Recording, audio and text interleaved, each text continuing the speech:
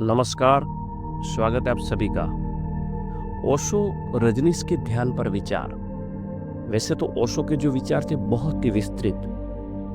उनको सुने तो उनका जो ज्ञान था ध्यान के बारे में, संसार के बारे में, जीवन के हर एक क्षेत्र के बारे में उनका जो ज्ञान था वो तो बहुत ही बड़ा दुर्लभ था। उनको सुनना जीवन का एक बहुत ही बड़ा अमूल्य अवसर है। बहुत से उनके ध्यान पर विचार की वीडियोस, उनकी ऑडियो क्लिप्स यूट्यूब पर अवेलेबल है। ओशो ने कहा था कि ध्यान ही मुक्ति का प्रथम और अंतिम मार्ग है।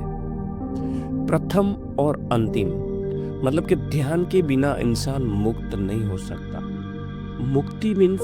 मुक्ति मतलब कि जब तक इंसान अपने मन के चंगुल से मुक्त नहीं होता, जब तक मन में जो लगातार विचार चल रहे होते हैं, नेगेटिव पॉजिटिव तरह तरह के विचार चल रहे होते हैं, लगातार हमारा जो ब्रेन है, दिमाग है, वो सोचता ही रहता है। ध्यान के माध्यम से, सांसों के माध्यम से अगर विचारों पर कंट्रोल हो गया, ध्यान के माध्यम से मन को हमने जीत लिया, तभी इंसान मन की इस माया जाल से मुक्त हो सकता है।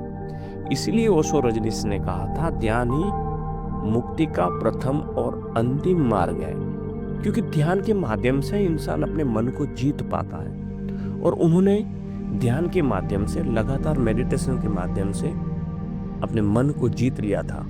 मन को जीते हुए इंसान के अंदर से, अंतःस्फुरणा से इतनी दिव्य वाणी का प्रगटीकरण होता है कि उसे सुनना जैसे हमें लगता है कि ये शब्द तो हमने कहीं सुने ही नहीं है, ऐसे विचार तो कभी हमने हमारी कल्पना में भी नहीं आए। वो सब ध्यान के मार्ग से ही संभव है। ध्यान के माध्यम से ही विचारों पर कंट्रोल होता है। ध्यान के माध्यम से ही मन का लगातार इधर उधर दौड़ना बंद होता है। इसीलिए ओशो रजनीश ने कहा था कि ध्यान ही मुक्ति का प्रथम और अंतिम मार्ग है।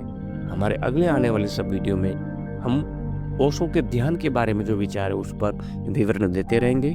तब तक के लिए धन्यवाद।